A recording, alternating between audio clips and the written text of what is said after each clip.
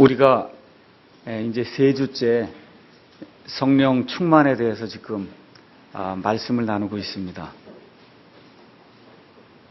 성령 충만, 이렇게 계속 이제 이야기를 하고 있는데, 여기 18절에 가서 보니까 술 취하지 말라, 거기에는 과도함이 있나니 오직 성령으로 충만하라, 이렇게 기록이 되어 있습니다. 여기 성령으로 충만하라고 하는 그 말은 복수형으로 기록이 되어 있어요. 그러니까 나 혼자만 성령으로 충만하라 그런 얘기가 아니고, 저와 여러분, 예수 믿은 모든 사람들이 정상적인 그리스도인이면 성령으로 충만해야 된다. 지금 예수님이 그렇게 말씀해 주는 겁니다. 두 번째는 성령으로 지금 충만하라 이렇게 기록된 건 과거형으로 기록이 되어 있지 않고 현재형으로 기록이 되어 있어요. 그러니까 과거에 한번 10년 전에 충만했다, 이걸 단 소용이 없다는 얘기예요.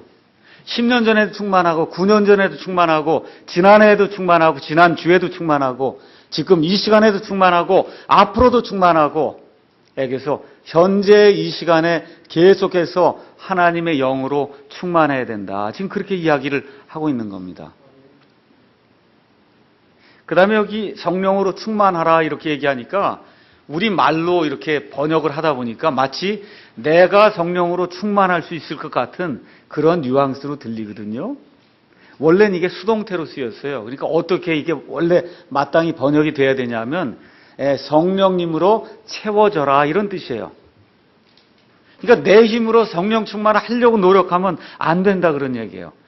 성령님이 함께 하실 때 성령님께서 나를 충만하게 채워주시는 거지, 내 힘과 노력과 뭘 가지고 자꾸 뭘 채우려고 그러면 그건 원래 그런 뜻이 아니다 그런 얘기입니다.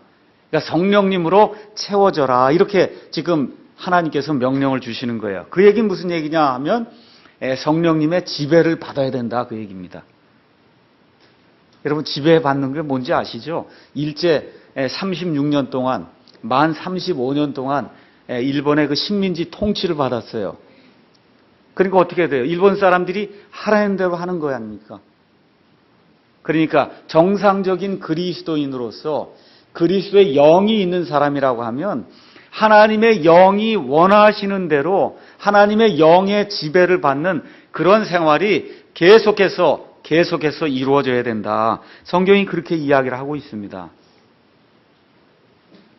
근데 많은 사람들이, 저를 포함해서 목사나 아니면 선교사나 아니면 교회 안에서 그저 집사들 정도만 말씀을 선포하고 사람들 이렇게 이끌고 전도를 하러 나가야 되니까 이런 사람들만 성령 충만해야 되는 거 아닙니까? 많은 사람들이 이렇게 생각하고 있습니다. 근데 지금 사도 바울이 이야기하는 것은 물론 그건 맞는데 성령 충만은 가정에서부터 시작이 돼야 된다. 지금 그렇게 이야기를 하는 거예요. 그래서 오늘은 성령 충만의 그 증거에 대해서 하나님께서 우리에게 뭐라고 말씀하시는지 이 성경 말씀을 통해서 저와 여러분이 살펴보고, 우리의 과거에 잘못 행한 것이 있으면 이 시간에 그 모든 것들을 내어놓고 과거에 있는 것들은 다 잊어버리고 하나님께서 저 위에 세워놓으신 목표가 있어요. 그 목표는 성령님으로 계속해서 충만하게 되는 겁니다. 그래서 과거에 어떻게 됐든지 그건 다 뒤로 잊어버리고 하나님께서 우리에게 세워주신 그 목표, 그걸 향해서 돌진하는 그런 삶을 내가 좀 한번 살아봐야 되겠다, 이렇게 작정하는 그런 시간이 되었으면 좋겠습니다. 성령 충만하니까 19절에 가서 보니까 노래가 나온다는 거예요. 19절 한번 가서 보세요. 성령으로 충만하라, 그 다음에 시와 찬송가와 영적인 노래로 너희 자신에게 말하며 너희 마음속에서 주께 노래하고 선율을 만들어라. 지금 성경이 그렇게 이야기를 하고 있습니다. 여러분, 누가 노래합니까? 누가 노래해요? 기쁜 사람이 노래하는 거예요. 사람 초상 나고 그런데 거기 가서 랄랄랄라 대고 노래하면은 뺨 맞아요. 그렇죠? 기쁜 사람이 노래하는 거예요. 저도 가끔씩 이제 TV를 볼 때가 있어요. 또 이렇게 비행기를 타고 가다 보면 무료하니까 이제 KBS 뭐 이런데 뭐 열린 음악 이런데 나와서 보거든요. 보면 얼마나 기쁘게 노래하는지 몰라요. 믿지 않는 사람도. 거기 나와서 우울하게 이렇게 하는 사람 하나도 없더라고요.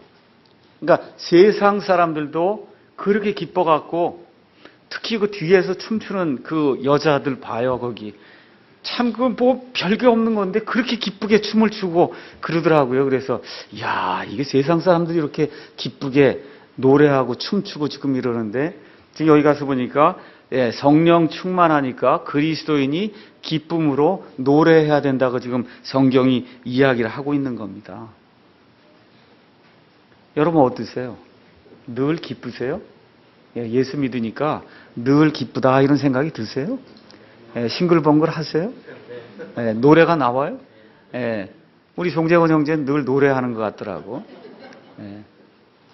지금 여기 성령 충만의 첫 번째 증거는 방언도 아니고 예언기도 받으러 다니는 것도 아니고 마귀 축사하는 것도 아니고 성령 충만의 첫 번째 증표는 기쁨이 있어서 노래가 나온다. 아침에 일어나면 찬송가가 나오고 내 입속에서 자꾸 입술을 통해서 찬송이 나오면 그게 성령 충만한 그런 증거다. 성경이 그렇게 이야기하고 있습니다. 여러분 온도계 아시죠?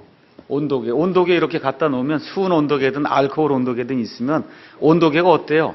날씨가 추우면 밑으로 쭉 떨어졌다가 날씨가 더우면 온도가 이렇게 올라갔다 이러잖아요. 왔다 갔다 하죠. 뭐에 의해서 지배를 받아요?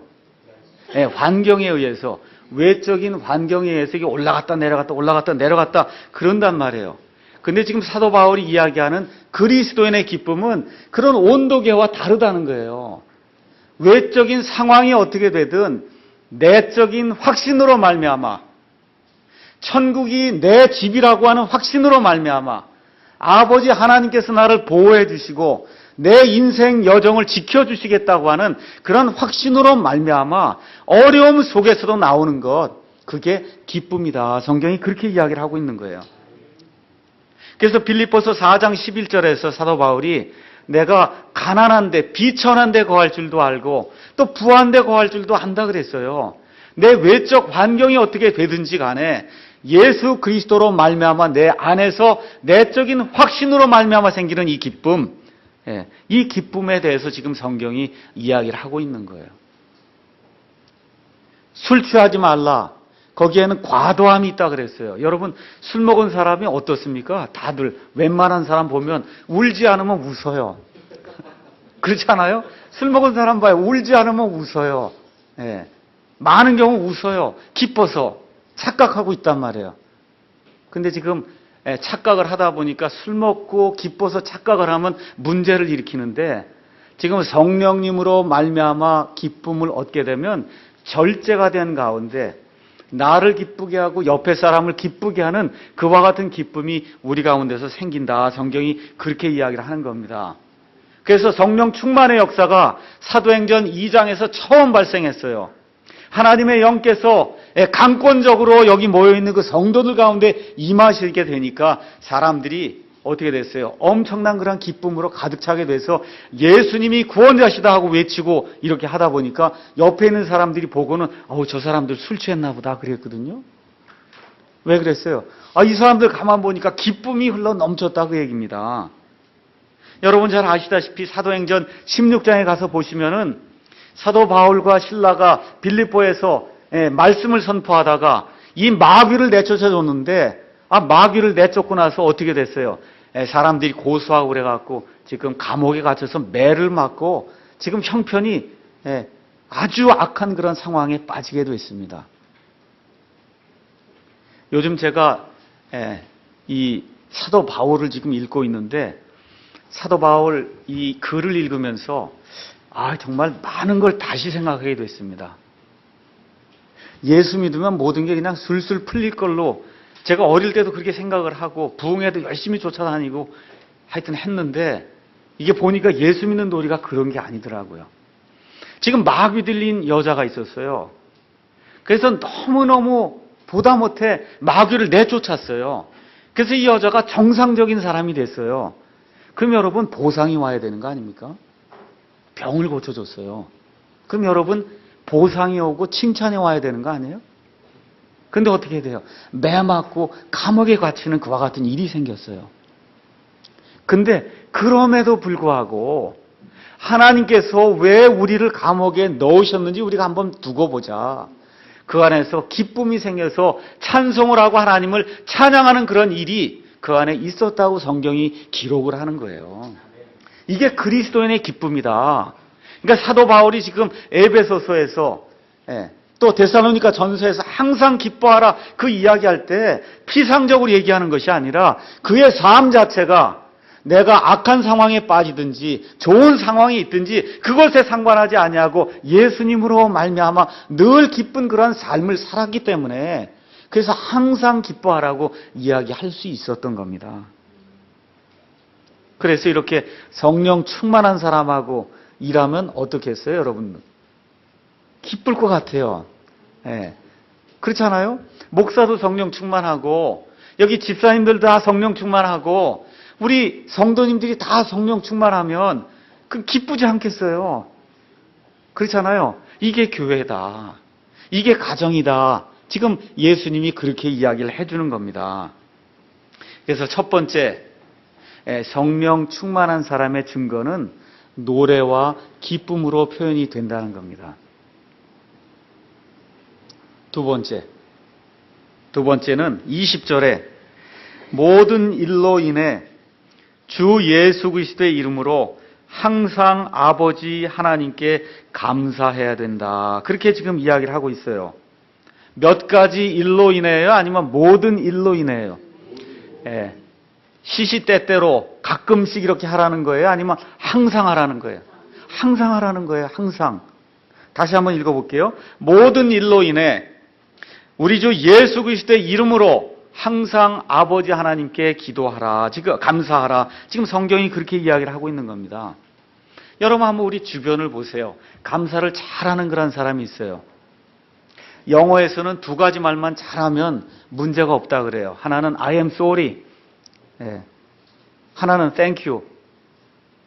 그 두 가지만 잘하면 웬만한 경우에 가서 그저 I am sorry 하고 thank you만 하면 문제가 다 풀려요.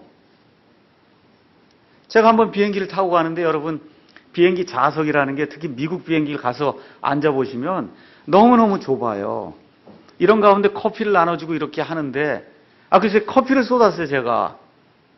그 옆에 미국 사람이 있는데 방법이 어떻게 해요? I am sorry 하는 수밖에 없잖아요. I am sorry 하는데 그 사람이 뭐라 그랬어요? 그러면 that's okay 그런다고요. 괜찮습니다. 정상적인 사람이라 그러면. 그래서 모든 일에 감사를 드리는데 감사하는 사람에게 불쾌하게 여기고 감사하는 그런 사람을 이렇게 문전박대하고 그런 사람 없다는 거예요. 그럼 가만히 여러분 보세요. 누가 감사를 잘하는가? 첫 번째, 마음이 부드러운 사람이 감사를 잘합니다. 마음이 딱딱한 사람 치고 감사한 사람 못 봤어요. 마음이 부드러운 사람, 마음이 겸손한 사람, 뭐예요 그게? 나보다는 저 사람이 더 훌륭한 사람이다. 이렇게 인정하는 사람이 항상 인사를 하고 항상 감사를 합니다. 나 때문에 이 세상이 다 살고 있지 이렇게 생각하는 사람은 감사 안 해요. 아이고 저분들 때문에 내가 지금까지 살고 있구나. 내 아내 때문에 내가 지금까지 살고 있구나. 내 남편 때문에 내가 지금까지 살고 있구나. 이렇게 생각이 돼야 감사하다. 이렇게 표현이 되는 거예요. 맞습니까? 하나님께 어떻게 감사하게 돼요? 이 모든 좋은 선물이 내 힘으로 된 것이 아니라 하나님의 능력과 하나님의 인도와 하나님의 보호하심으로 말미암아 되었구나라고 할 때 하나님께 감사가 나오는 거예요. 그렇지 않습니까? 지금 성경이 그렇게 이야기하는 겁니다. 그래서 이렇게 자꾸 감사를 드리는 이런 사람은 요한복음 12장에 가서 보면 한 여인이 와서 옥합을 깨서 예수님께 부어드리거든요. 그러니까 어떻게 돼요? 예수님이 영광을 받으시고 거기 있던 모든 사람들이 그 옥합에서 나온 향유의 향기를 맡아서 기분이 좋아지게 됐어요. 이런 일이 생긴다는 거예요. 이런 일이 생긴다고 성경 이야기를 하고 있어요. 근데 여기 가서 보니까 성경은 모든 때에 감사하라. 지금 그렇게 이야기를 하고 있습니다. 자, 다음 주가 되면 이제 우리가 추석이라 그래서 여러분 아시는 분 가운데 정말 1년 동안 살면서 참 은혜를 많이 입었다. 이런 분에게 여러분이 감사의 표시로 선물도 하고 찾아보기도 하고 그렇게 하시죠? 맞죠? 그러니까 우리 사람이기 때문에 매번 찾아가서는 못해요. 어떤 때가 되면 그때 가서 감사를 표현하거든요. 근데 지금 여기 하나님의 말씀은 모든 일로 인하여 항상 아버지께 감사를 해야 된다. 그렇게 이야기하는 겁니다. 그러니까 일이 잘 될 때뿐만 아니라 일이 안 될 때도 감사해야 된다. 성경이 그렇게 이야기하는 거예요. 그러니까 다시 말씀드리면 고통 중에도 감사해야 된다. 그렇게 이야기해요. 이게 쉬운 일이 아니에요. 고통 중에 감사해야 된다. 병을 앓게 됐어요. 그때도 감사해야 된다는 거예요. 내가 잘 아는 내 가족 중에 누가 죽게 됐어요. 그때도 어떻게 해야 된다고요? 감사해야 된다는 거예요. 직장을 잃게 됐어요. 그래도 어떻게 해야 된다고요? 감사해야 된다는 거예요. 대학을 졸업했는데 아직 직장을 못 가졌어요. 그래도 어떻게 해야 돼요? 감사해야 된다는 거예요.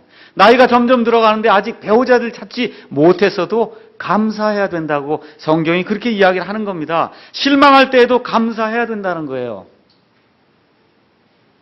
그럼 한번 제가 물어볼게요. 이거 내 힘으로 가능합니까? 내 힘으로 가능해요? 안 된단 말이에요. 저도 이제 50세까지 살았는데 이건 내 힘으로는 불가능해요. 그래서 어떻게 하라는 거예요? 성령님의 지배를 받으라는 겁니다. 그래서 성령님으로 충만해야만 항상 하나님께 모든 일로 인하여 감사할 수 있다. 이렇게 되는 겁니다. 그래서 이런 어려운 상황에 빠질 때라도 예수님의 이름으로 성령님의 권능을 힘입어서 아버지 하나님께 감사를 드리라고 성경이 이렇게 이야기를 하는 거예요. 그래서 이렇게 어려운 일에 빠졌을 때 성령 충만하지 않으면 뭐가 나옵니까? 불평과 분노와 그 다음에 어떻게 돼? 원망과 짜증이 나오거든요. 이렇게 되면 그때부터 마귀의 일이 우리 가운데서 시작이 되는 겁니다. 그래서 영어 단어로 감사는 gratitude라고 해요. gratitude. 그래서 그 gratitude는 은혜, grace라고 한 말하고 같은 어원에서 나왔어요. 그러니까 어떤 사람이 감사할 줄 아냐 하면 은혜를 받은 사람이 감사할 줄 안다는 거예요. 은혜를 받은 사람이 감사할 줄 안다. 여러분 하나님의 은혜 받으셨습니까? 은혜 받으셨어요? 그러면 우리 가운데서 감사가 나와야 된다. 성경이 그렇게 이야기를 하고 있습니다. 세 번째는 복종이 있어야 된다고 성경이 이해를 하고 있습니다. 21절 가서 읽겠습니다. 성령으로 충만하라 이렇게 한 다음에 21절에 하나님을 두려워하는 가운데 서로에게 복종하라. 지금 성경이 그렇게 이야기를 하고 있습니다. 여기 복종이라고 하는 것은 군인 이렇게 나가시면 군대에 상관이 있는데 그 상관이 밑에 이제 쫄병들을 데리고 있는데 이 쫄병이 상관에게 이렇게 무조건 무슨 말을 해도 그냥 가서 복종하는 그런 의미. 이게 우리 한국말이 이게 번역하기가 어려워서 지금 이게 복종이라고 번역을 했는데 이건 무슨 뜻이냐 하면 내 자신을 그 밑에 놓으라 그런 뜻이에요. 내 자신을 수그려서 내 뜻을 굽히고 상대방을 항상 존경하라 그런 뜻의 복종으로 여러분이 이해를 하시기 바랍니다. 그런데 가서 보니까 누구에게 하라 그래요? 서로에게 하라는 거예요. 목사와 여기 성도들이 또 성도와 목사가 그렇죠? 그 다음에 남편과 아내가 그 다음에 부모와 자식이 그 다음에 종과 주인이 서로를 존경하면서 내 자신을 남보다 좀 밑에 놓는 그러한 자세를 취하는 일이 어느 때 나온다고요? 성령 충만할 때 나오게 돼 있다는 거예요. 거기 가서 보세요. 21절 뒷부분 보지 마시고 앞부분 가서 보세요. 어떻게 하라 그래요? 앞부분 하나님을 두려워하는 가운데 서로에게 복종하라. 그렇게 성경이 기록하고 있는 겁니다. 그러니까 무조건 복종이 아니라 뭐가 먼저 나와야 돼요? 하나님을 두려워하는 일이 먼저 나와야 된다 그 얘기예요. 그러니까 하나님을 두려워하지 않으면 복종할 수가 없어요. 그럼 하나님 두려워하는 그 일이 어느 때에 가능하냐? 성령님으로 충만하게 될 때 그런 일이 가능하다. 성경이 그렇게 이야기를 하는 겁니다. 이 이야기를 하면서 사도 바울이 여기 에베소서 5장 21절에서 33절에 서로 복종하는 그 예를, 남편과 아내의 예를 들었고, 그 다음 장에 넘어가서 1절에서 4절에는 부모와 자식 간의 그 예를 들었고, 그 다음에 6장 5절에서 9절에는 주인과 종의 예를 들면서 서로 복종하는 것이 이런 것이다. 지금 이야기를 하고 있는 겁니다. 잘 들으세요. 성령 충만하니까 쌀라쌀라하고 랄랄랄라하고 뭐 방언하러 돌아다니고 무슨 예언기도 바라러 다니고 이런 게 아니라 성령 충만하니까 남편과 아내가, 부모와 자식이, 그 다음에 직장 생활하면서 주인과 그 종과의 관계가 그게 원만하게 이루어지는 그 일이 생긴다. 그 얘기예요. 그게 성령 충만의 가장 큰 지표라고 하는 사실을 저와 여러분이 꼭 명심을 해야 됩니다.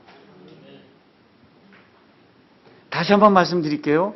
성령 충만의 가장 큰 지표는 무엇보다 남편과 아내가 서로에게 복종하는 그 일이 가정에서 이루어지는 것, 그게 성령 충만의 가장 큰 지표예요. 성경 말씀을 가장 많이 알거나 뭘 자꾸 이렇게 나서서 뭘 하려고 하거나 뭔가 주의 일을 한다고 해서 교회에 와서 일생 동안 사는 것이 성령 충만의 가장 큰 지표가 아니고, 지금 여기 가서 보니까 성령 충만의 가장 큰 지표는 가정생활에서 남편과 아내가 서로에게 복종하고 자기 자신을 낮추고 상대방을 높여주는 그와 같은 일을 하는 것, 그 일이 나타나는 것이 성령 충만의 가장 큰 지표라고 지금 사도 바울이 여기서 이야기하고 있는 거예요. 아주 머릿속에 집어넣어야 돼요. 목사뿐만 아니라 여기 있는 성도 모두가 머릿속에 집어넣어야 돼요. 이 가정생활이 원만하고 특별히 남편과 아내의 이 모든 일들이 원만하게 이루어지는 것이 하나님이 가장 기뻐하시는 일이요, 성령님이 가장 기뻐하시는 일이며 성령 충만의 가장 큰 지표다.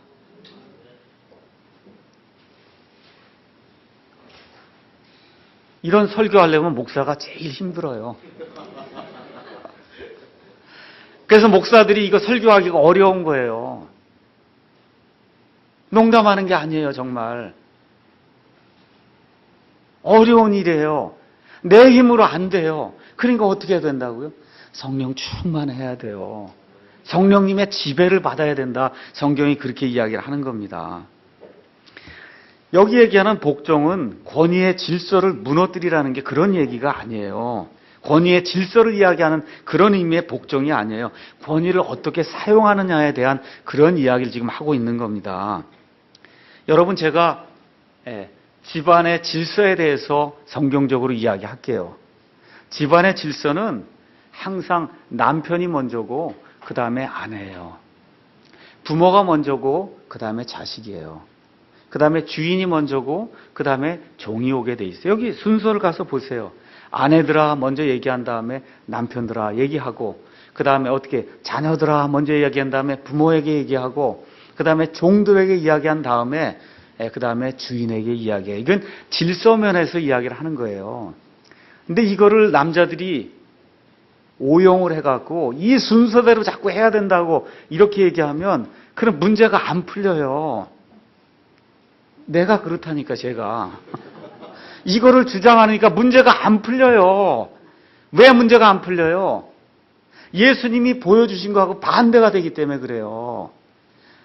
예수님이 지상에서 3년 반 동안 공생의 생활을 하는데 제자들의 가장 큰 관심사는 뭐냐 하면 예수님이 메시아 왕국만 이루시면 내가 거기서 예수님의 오른편에, 하나는 왼편에 앉는 거, 그게 아주 이 사람들의 머릿속에 가득 찬 제일 큰 관심사예요.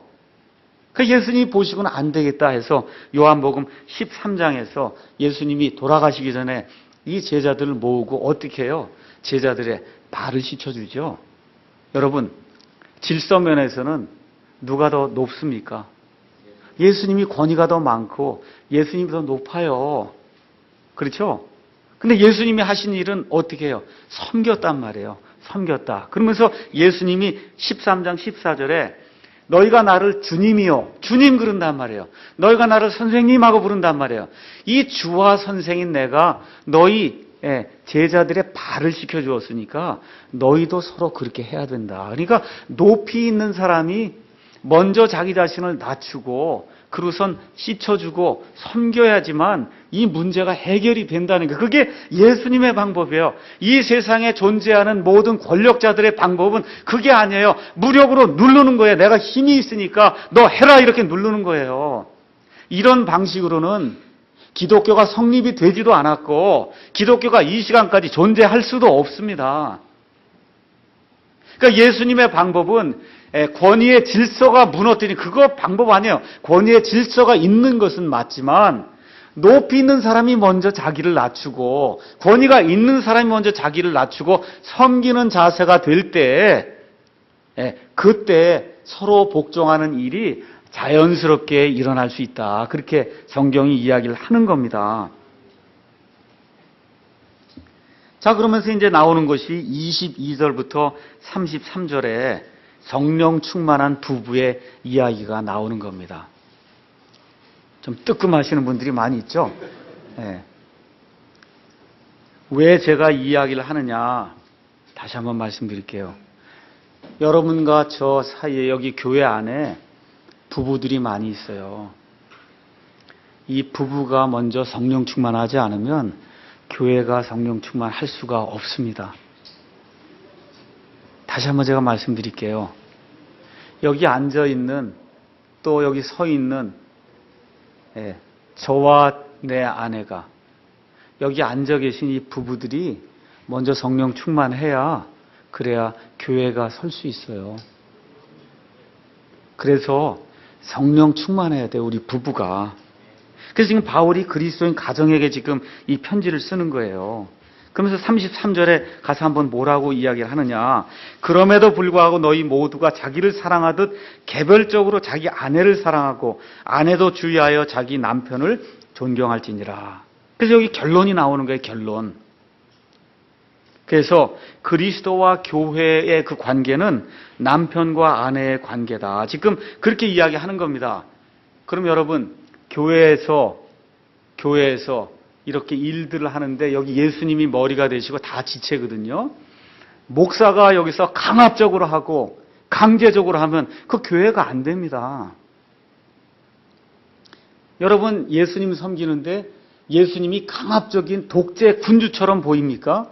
아니면 사랑 많고 은혜 많고 늘 긍휼 많고 내가 죄를 져도 용서해 주시는 그런 분으로 보입니까? 어떤 분으로 보이세요? 은혜로우신 분으로 보이시죠? 그래서 우리가 복종을 하고 예수님께 헌신을 하고 헌금을 드려도 아깝지 않고 늘 많이 해도 부족하다고 그렇게 느끼는 거예요. 그러니까 지금 그리스도인 가정에서 여자가 마치 노예처럼 그저 남편이 뭘 이렇게 하면 그냥 다 이렇게 해야 되는 이런 스타일 되는 그런 가정은 여기 나와 있잖아요. 그리스도와 교회의 관계가 곧 남편과 아내의 관계를 지금 보여주기 때문에 그런 가정은 있을 수 없다는 겁니다. 그래서 그런 가정에 대해서 얘기하는 거예요. 남편이 한마디 얘기하면 찍소리 못하고 다 들어야 된다. 이렇게 되면 그건 그리스도인 가정의 스탠다드, 표준이 안 된다는 거예요. 그러니까 독재하는 남편, 이런 건 있을 수 없다는 거예요. 지금 성경이 이야기하는 것은 이걸 염두에 둔 채 우리가 22절에서 24절에 아내들이 남편에게 지금 복종해야 된다고 하는 그 의미를 우리가 살펴봐야 됩니다. 아내들아 너희 남편에게 복종하기를 주께 하듯 하라. 이는 남편이 아내의 머리됨이 그리스도께서 교회의 머리 되신과 같기 때문이라. 한번 보세요. 그리스도가 우리의 머리인데 예수님이 독재하고 인상 쓰고 그냥 막 누르고 이런 거 없잖아요. 그냥 머리라고 그렇게 하면 안 된다는 거예요. 이해해주고 부드럽게 대해주고 긍휼을 베풀어주고 잘못하면 다시 용서해주고 격려해주고 위로해주고 이렇게 되게 그게 예수님이 머리 되심 아니에요. 그렇잖아요. 그런 머리가 되는 그 예수님을 우리가 섬기듯이 아내들이 그렇게 남편을 섬겨야 된다. 지금 성경이 그렇게 이야기하는 거예요. 그러니까 그리스도인 아내라고 할 것 같으면은 그리스도에게 복종하듯이 남편에게 내 자신을 내어놓고 내가 당신 밑에 있습니다. 당신의 권위에 내가 순복하겠습니다. 라고 이야기하는 게 자연스러운 그런 과정이 돼야 된다는 겁니다. 그러니까 이게 한쪽만 돼서 되는 건 아니에요. 노예가 되라는 게 아닙니다. 그래서 남편과 아내가 그리스도 밑에서 살면 그러면 문제가 안 생긴다는 거예요.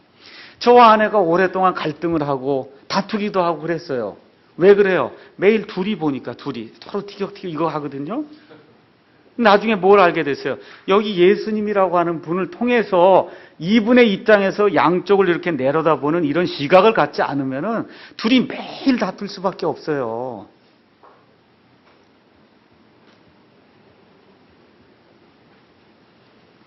그래서 둘이 많은 시간을 내야 돼요. 다른 거 없어요.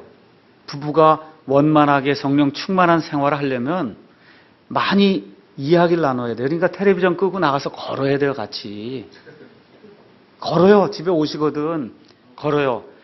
제 아내하고 제일 좋아하는 그런 시간이 걷는 시간이에요, 같이. 걸어요. 30분, 1시간 걷는 거예요. 이 얘기도 하고 저 얘기도 하고. 그렇게 자꾸 걷는 거예요. 이야기를 나눠요. 성경 말씀을 나눠요. 교회 이야기를 해요. 어떤 사람이 어려운 이야기를 해요. 자꾸 이렇게 이야기를 나누고 서로가 이렇게 공감대가 이렇게 형성이 될 때, 이렇게 될 때 갈등이 줄어들 수밖에 없어요. 여러분, 부부가 하나가 돼서 산다는 거 그 기적입니다.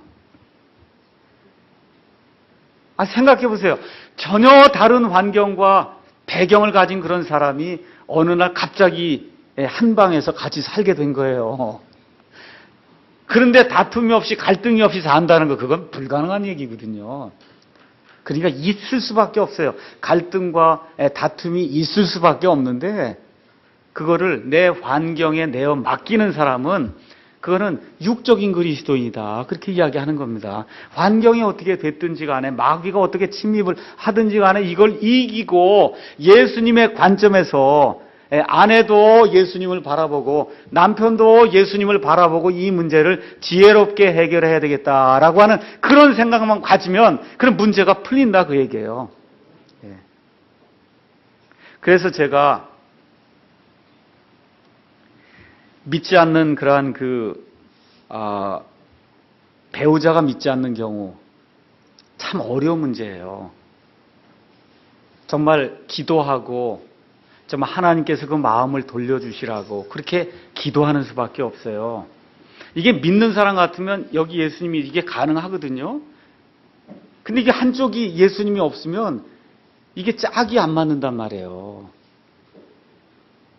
그래서 이제 우리 가운데 처녀들도 있고 이제 총각들도 있고 결혼을 해야 되는데 제가 개인적으로 정말 바라는 것은 양쪽이 예수님을 바라볼 수 있도록 믿는 사람하고 결혼했으면 좋겠다는 겁니다. 믿지 않는 사람하고 결혼하겠다고 와도 제가 축복할 거예요. 그런데 많은 트러블이 생길 수 있다. 인생에. 아시겠습니까? 그걸 줄이기 위해서는 어떻게 하든 예수님을 빨리 전도하든지 아니면 가능한 한 예수 믿는 사람하고 결혼을 해야 되겠다 하고 하나님 앞에 그렇게 서원을 하고 주님 정말 가능하시면 믿는 배우자를 주십시오. 이렇게 기도하시기 바랍니다. 두 번째, 남편은 아내를 사랑해야 된다. 지금 그렇게 이야기해요. 아내에 대한 것은 22절에서 24절까지 3절 나와 있고 남편은 25절부터 33절까지 몇 절이 나와 있어요? 9절이 나와 있어요. 9절. 무슨 얘기 하려는지 아시죠? 하나님이 남편에게 요구하는 게 많다 그 얘기예요. 제가 한번 그냥 쉽게 말씀을 드릴게요. 예수님 믿으면서 예수님이 내 남편입니다. 그리고 지금 사는 거 맞습니까? 근데 잘못해야 하네요. 잘못해야 하네요. 잘못하잖아요, 우리가. 잘못하면 또 남편이 용서해주고, 남편이 용서해주고, 그러지 않아요, 우리 그리스도께서. 맞죠? 예. 근데 그리스도께서 어떻게까지 하면서 저와 여러분을 아내로 삼아 주셨냐면 십자가에 달려 죽으시면서 모든 피를 다 쏟으시고 갈기갈기 몸이 찢기는 그런 아픔을 당하시면서 지옥의 고통을 다 맛보시면서 저와 여러분을 아내로 삼아 주신 거예요. 그러니까 저와 여러분은 말을 안 들을 때가 있어요. 그랬거든요. 남편은 그렇게 하면 안 돼요. 지금 여기 가서 보니까. 그러니까 하나님이 세워주신 남편의 기준은 뭐냐 하면 그리스도께서 교회를 사랑해서 자기 자신을 몽땅 다 내주신 것 같이 아내를 사랑하라는 거예요. 어느 기준이 더 셉니까? 어느 기준이 더 세요? 남편을 향한 기준이 훨씬 세고 강하고 그래서 절수로 여기 9절이 나와 있다니까. 이 자매인들을 향한 절수는 3절뿐이 안 되는데 남편을 향해서는 지금 절수가 9절이에요. 이게 지금 기준이 강하기 때문에 기준이 높기 때문에 남편들이 정신을 잘 차리고 그리고 들어야 된다. 어떤 분이 그렇게 얘기했어요. 교회에는 목사만 문제가 없으면 아무 문제가 없다. 그러니까 가정생활의 문제도 대부분의 경우 남편에게 문제가 있다. 이렇게 보는 것이 제가 40세 때에는 그렇게 생각 안 했어요. 제가 40대 때에는 다, 이 여자가 이제 말을 안 듣거나 아니면 둘이 50대 50 문제가 이게 돼갖고 이게 문제가 생기는 거다 이렇게 생각을 했는데 지난 몇 년 동안에 그런 고난을 당하면서 이렇게 보니까 대부분의 문제는 남편이 일으키는 거더라고요. 남편이. 왜 그래요? 남편을 향한 그 기준이 굉장히 강하거든요. 기준이 굉장히 높은데 이 남편이 이걸 지키지 못하니까 그래서 문제가 생기는구나. 그래서 하나님께서도 아주 오랫동안 말씀해 주는 거예요. 9절을 통해서 남편은 어떤 사람이 돼야 되는구나. 이렇게 이야기를 해 주는 겁니다. 자, 하나님이 결혼 제도를 세워 놓으셨어요. 자, 결혼 제도를 세우신 이유가 있어요. 첫 번째, 창세기 1장에 가서 보면 생육하고 번성해서 온 땅을 지배하라고 하나님이 말씀하셨거든요. 그러니까 어떻게 돼요? 자식들을 많이 낳아서 하나님의 왕국을 형성할 수 있도록 그렇게 하기 위해서 결혼 제도를 하나님이 허락해 주셨어요.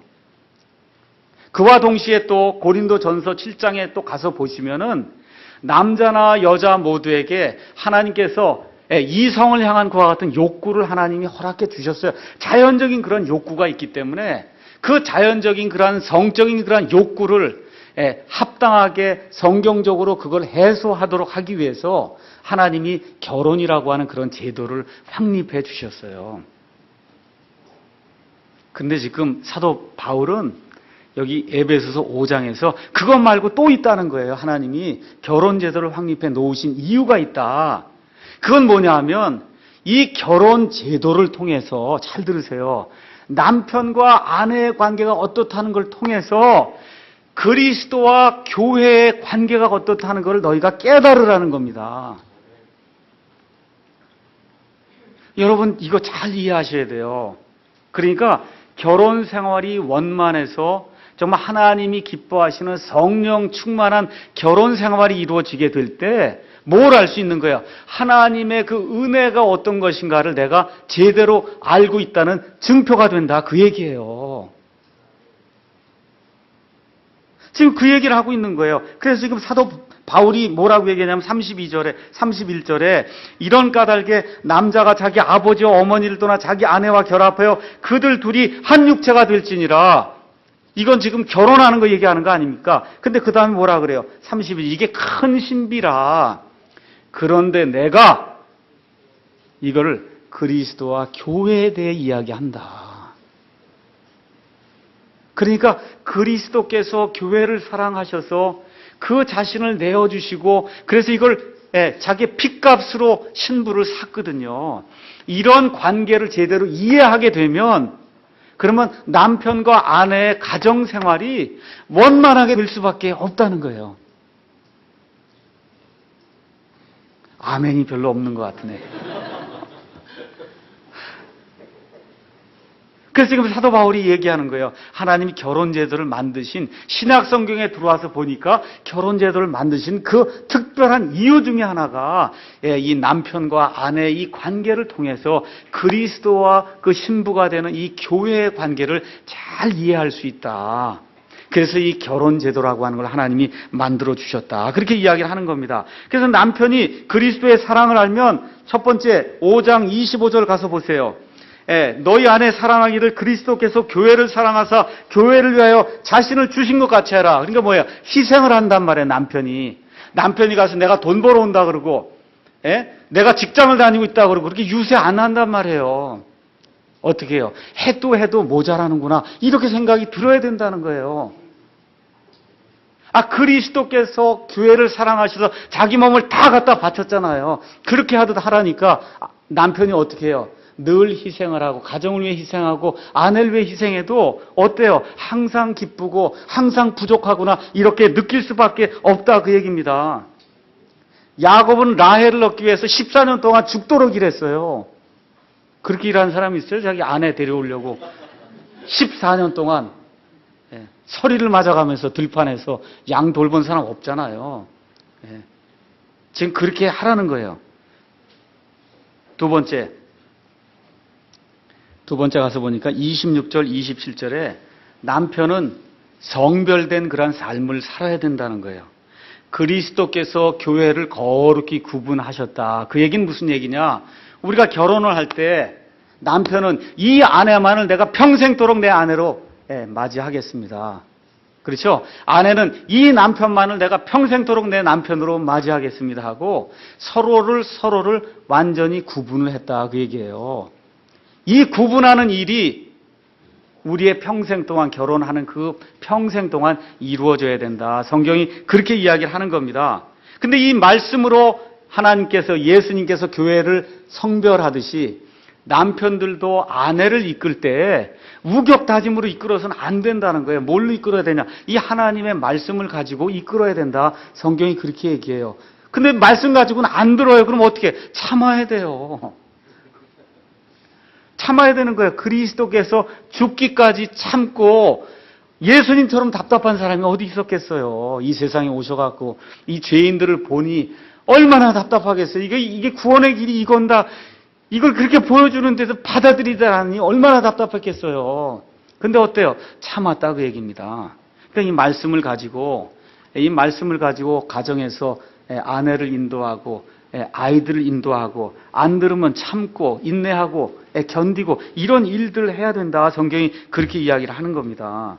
이렇게 하면서 5장 28절에서 29절 제가 늘 잊어버리는 그 말씀이에요. 이와 같이 남자들도 마땅히 자기 아내를 어떻게 생각하라고요? 자기 몸같이 사랑하라. 자기 아내를 사랑하는 자는 자기를 사랑하느니라. 이게 30세 40대 되니까 잘 이해가 안 되더라고요. 이게 나이가 드니까 그렇구나. 이게 자기 아내를 사랑하면 나를 사랑하는 거라는 거예요. 자기 사랑하지 않는 사람 있어요? 자기 몸. 여기 조금이라도 아프면 그냥 가서 가시 빼내려고 그러고 그러죠? 자기 몸 아프면. 아내를 그렇게 사랑하라. 그렇게 성경이 이야기하는 거예요. 왜? 예수님이 그렇게 사랑하니까. 아시겠죠? 예수님이 그렇게 사랑하니까 내 몸을 사랑하듯 자기 아내를 사랑해라. 그 다음 절에 지금까지 아무도 자기 육체를 미워한 적이 없어요. 어떻게 해요? 오히려 그걸 양육하고 몸이 잘 되도록 운동도 하고 먹기도 하고 그렇잖아요. 머리도 깎고 옷도 좋은 것으로 입히고 그렇게 하잖아요. 그렇게 하듯이 아내를 사랑해라. 지금 성경이 그렇게 이야기하는 겁니다. 소중히 여기기를 주께서 교회에게 하신 것 같이 우리가 한다 그 얘기예요. 이런 정신으로 우리가 살게 되면 그러면 문제가 안 생깁니다. 창세기 2장 23절에 하나님께서 이 이브를 만든 다음에 이브를 아담에게 데리고 오니까 아담이 뭐라고 얘기합니까? 이 사람은 내 살 중에 살이요 뼈 중에 뼈다. 그러니까 오늘 집에 돌아가시거든 아내 손을 잡고 당신 내 살 중에 살이요 뼈 중에 뼈입니다. 아멘이 좀 없네요. 아멘이 없어요. 그렇게 하라는 거예요. 하나님께서 살 중에 살이요 뼈 중에 뼈다. 이 얼마나 멋있는 얘기입니까? 살 중에 살이요, 내 뼈 중에 뼈다. 그럼 자기 살을 베어내고 이렇게 하는 사람이 있어요, 없어요? 자기 뼈를 이렇게 쳐갖고 부스러뜨리고 이런 사람이 있습니까, 없습니까? 없잖아요. 어떻게 해요? 소중히 여기잖아요. 여러분 살 점 하나라도 얼마나 소중히 여겨요. 조금만 떠나가면 가서 데일밴드 붙이고 다 하지 않습니까? 그렇게 하듯이 소중히 여겨야 된다. 성경이 그렇게 이야기를 하는 겁니다. 그러면서 뭐라고 얘기하는 거냐 하면 교회 안에서도 이렇게 해야 된다는 거예요. 남편과 아내가 서로 사랑하고 서로 복종하듯이 교회 안에서도 목사가 성도들 사랑하고 성도들도 귀중하게 여기고 집사들도 성도들 사랑하고 귀중하게 여기고 성도들이 목사를 사랑하고 목사를 귀중하게 여기는 그 일을 예수님이 하신 것 같이 그렇게 하는 것이 하나님이 원하시는 것이다. 성경이 그렇게 이야기를 하는 겁니다. 결론 말씀드릴게요. 결혼 생활의 모든 문제는 죄 때문에 생겨요. 그 죄는 뭐 때문에 생기냐? 이기심 때문에 생기는 거예요. 나 먼저 좀 해달라는 거예요. 거기서 생기는 거예요. 다른 거 없습니다. 다른 거 없어요. 그러니까 이기심은 왜 생겨요? 서로에게 복종하지 않아서 생기는 겁니다. 내가 상대방보다는 더 높은 사람이지 이렇게 생각하니까 문제가 생기는 거예요. 그래서 오늘 성령 충만한 그러한 그 사람의 세 가지 지표를 말씀드렸어요. 첫 번째는 노래하는 사람입니다. 맞죠? 두 번째는 감사하는 사람이에요. 세 번째는 서로 복종하는 그러한 삶을 사는 사람이 성령 충만한 사람이다. 그래서 성령이 충만해야 기쁨이 있고 감사가 있고 서로에게 복종할 수가 있습니다. 그래서 이 말씀을 기억하시면서 지금까지 내가 과거에 어떻게 살았든지 간에 이제부터는 하나님이 성령 충만이라고 하는 저 목표를 세워주셨으니까 과거는 다 잊어버리고 내 아내와 내 남편과 어떻게 살았든지 그건 다 잊어버리고 이제는 하나님이 원하시는 그런 삶을 내가 한번 살아봐야 되겠다. 이런 작정을 하는 그런 귀한 한 주간이 되시기를 우리 예수님의 이름으로 축원합니다. 기도하시겠습니다.